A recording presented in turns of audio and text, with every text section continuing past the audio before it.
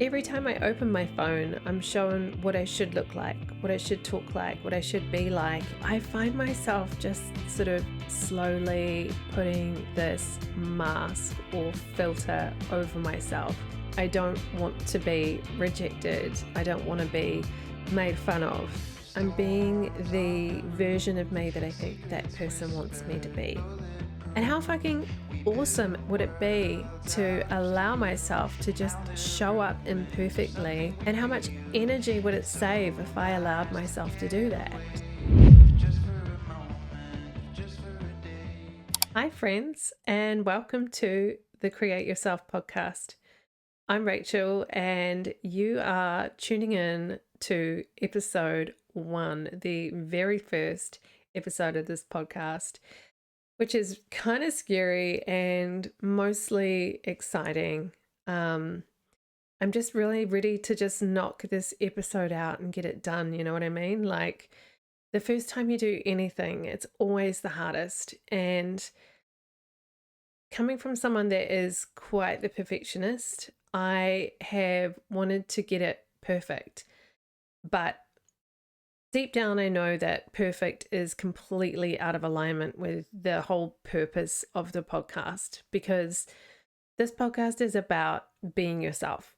And the only way that I think I can help other people to be themselves is to show them me being myself. The second that I feel myself being torn away from myself, like this perfectionist idea of I've got to get it right, it's got to look a certain way, it's got to sound a certain way, I can't make mistakes. That is not me. That is not me being me.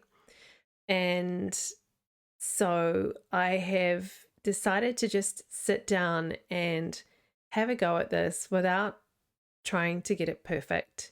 And I guess that's what leads me to what I want to talk about today, which is this idea of getting it right, getting it perfect. And I'm sure you've heard a million different takes on perfectionism. It comes up all the time. You know, you can't really scroll through your feed without some coach popping up and telling you about how to be less of a perfectionist. And therefore, I didn't really want this to be a topic that's expected or been done. But then at the same time, it's such an important topic because it's the thing that gets in the way of us being able to be ourselves. One of the things that gets in the way. And what's driving that? I guess that's the question that I want to explore today, is what is driving us to want to be perfect, and why can we not just allow ourselves to be imperfect and messy and, I guess, ourselves, not like everyone else? I think there's a few things that come up for me when I think about this. There's the whole sort of being part of the tribe thing, fitting in, belonging. And when we look around ourselves, if we don't see others that are like us, or we see others but we don't see ourselves in them, the temptation can be to bend and fold ourselves to kind of fit in with everyone else and to be like everyone else. And that is driven, like, I know from a kind of a evolutionary perspective, it's driven by this deep desire to be safe. Because, you know, back in our hunter-gatherer days, if we were excluded from the tribe, we would die because we wouldn't have the resources and we wouldn't have the safety of the tribe, and we'd be out sleeping on our own and be preyed on.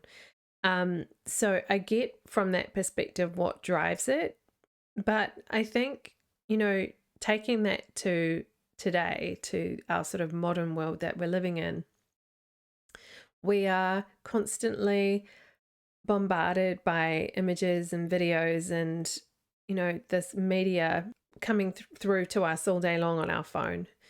And we are looking down at this little screen that's flashing pictures in our face of things that, well, it's telling us what we should be. images and videos of things that we are not, or that perhaps we're being told we should aspire to be. Um, and when you see that enough and it's being flashed in your face all the time, you start to question, why don't I look like that? Or should, perhaps, maybe that's the question. It's, should that be what I look like, talk like, act like? I'm not seeing me on the screen, so maybe being me is not okay, or being me is not good enough. And I went through that, and I go through that. I wonder whether went is the right word, because I don't know. I don't know if I'm through the other side of it yet. I think there are so many times where perhaps my headspace is not in a strong place, and I find myself back in the headspace of comparison and questioning who I am and if I'm good enough. And so over the years, I have kind of been pulled in lots of different directions. I have tried to be and do and kind of look like anything but me. And I guess there's this performative aspect in there as well. I'm a coach. I have been blasting myself on social media for a few years now. And so when I think about being around people that perhaps are not my people, I find myself just sort of slowly putting this mask or filter over myself. And yeah, I'm probably still being me, but I'm being the version of me that I think that person wants me to be. And that can be confusing, because I think what happens is, in my attempt to get things perfect and to be accepted and to fit in, uh, I project a version of myself to that person that is not me. And then that person gets to know not me and expects me to continue to be not me. And I kind of have to continue to be not me with that person as well. Um, and so what is going on underneath that for me? Like I've talked about the broader sort of the evolutionary stuff, like the what drives it on that sort of deep instinctual level. But for me personally, I've reflected on this a lot lately. And what comes up for me when I think, why can I not just be myself? And, there's probably a lot to this, but what keeps coming up is fear. Fear of being seen for who I really am, and fear that who I really am is just not going to be good enough. Because who I really am is a little bit kooky, is a little bit silly, and my brain, I feel, doesn't work the same way as every other brain. Like, I've met people that are, when you meet people on your wavelength and you're just like, you are my people, like, you get me, and then you can get weird together. I saw this meme like a month or so ago, and it said on it, I don't freak unless broken to. And I was like, oh my God, that is so good, because it's so me. Like, I have this little freaky part inside me, this like really silly, wacky, weird, quirky as fuck version of me. And she doesn't come out, like, that freak doesn't come out unless broken to. And I know that it comes out with my son because, as I mentioned before, I can just kind of be me with him. But when I reflect on a lot of my relationships in my life, like even my romantic relationships, my partners, like, I was not able to be that freaky version of me, like, in all of my relationships. But kind of just like going back to the whole point of this, I attracted that because I wasn't in alignment with myself. I attracted those relationships, and I attracted, you know, those people into my life because I wasn't being the version of me that I truly was. So anything from there was never going to be fully aligned because it was not me. So everything I attracted in was not me. And it's very, very tiring being someone you're not. It's exhausting, in fact. And I would find myself like, and to some extent still now, when I go to all of these networking events that you do when you're a business owner and you have to sort of put your best foot forward and go out and meet people and tell them why what you've got is so awesome and why they should work with you. So I would have this mask on, like pretty much from the time I stepped into that room. I was not able to be me. Like I really thought I had to put on my most professional self. The person that was so confident and she has it all together, and you want to work with her and you want to give her all of your money and refer all of your friends to her because she's so polished and she's so professional and perfect. And why wouldn't you want to work with her? And I would be kind of good at it. People enjoy that version of me. They want to learn more. They want to work with me. And so I guess like the feedback loop was not being me is good, not being me is what people want. But it's too hard to sustain that. And it's too tiring being something that you're not. And I get why we do it. And I get why I have been doing it. But I have just sort of crossed this threshold in the last 6 months. It's been building up over a while, where I'm just not prepared to do that anymore. I'm not prepared to put forward this version of me that is not me because it's not sustainable. It's bloody exhausting and it's attracting into my life things, people, and I guess opportunities that are not in alignment with me. They're for that other version of me that I have created that is not me. And she's tired. She doesn't want it. And so I found myself in this place now where I just want to be me. I just want to be me. And I know that it sounds silly, but this may be the hardest thing I have ever had to do in my whole life, is just let myself be me without trying to bend and warp and twist myself into being what I think others want me to be.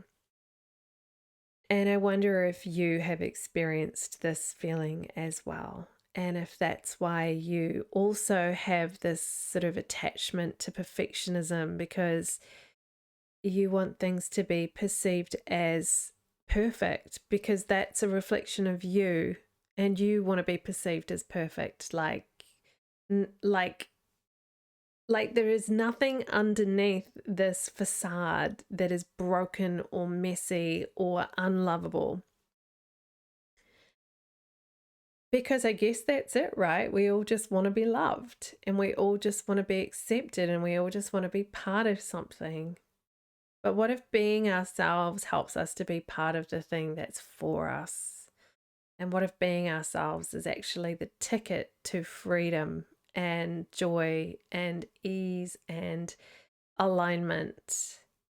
I genuinely think it is. I think this is at the core of everything, and this is where we start.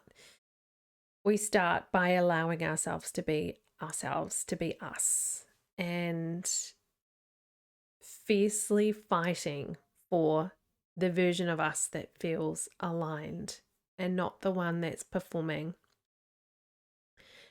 Because eventually that performance gets tiring. It gets really fucking tiring. And I'm an ex-actress and I can perform. It is in me to perform, but it is, even for me, it's tiring.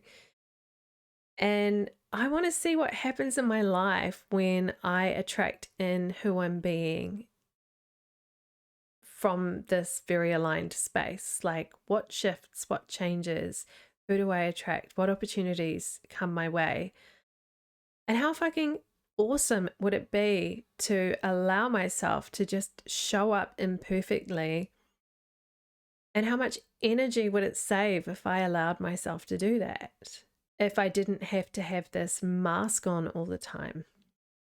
So how about you? Are there areas in your life where you're performing, or where you are struggling with wanting everything to be just right, wanting everything to be perfect? And have you examined why? Have you examined what's driving that? What would happen if you just allowed yourself to be kind of messy, kind of imperfect and real? What would shift and change for you? I'm thinking it could be quite an amazing thing to ponder. I personally, when I am working through these kind of deeper questions in my life, I find journaling to be incredibly supportive and helpful. So I want to offer you this journaling prompt to see if this can support you with, I guess, exploring this concept of, can I be myself without needing to be perfect? And so here is the prompt. If I didn't have to be perfect, how would I allow myself to show up? Have a go with that. Just grab your journal or grab a piece of paper and just kind of stream of consciousness, word vomit on the page. See what comes out. See what the deeper part of you, that subconscious voice, is wanting to say about this topic. And if you glean any insight from doing that, I would love to hear about it. So please send me a message and let me know. So thanks so much for joining me and hanging out for this first episode, and for generously offering me your attention. And I will look forward to seeing you on the next one. Bye.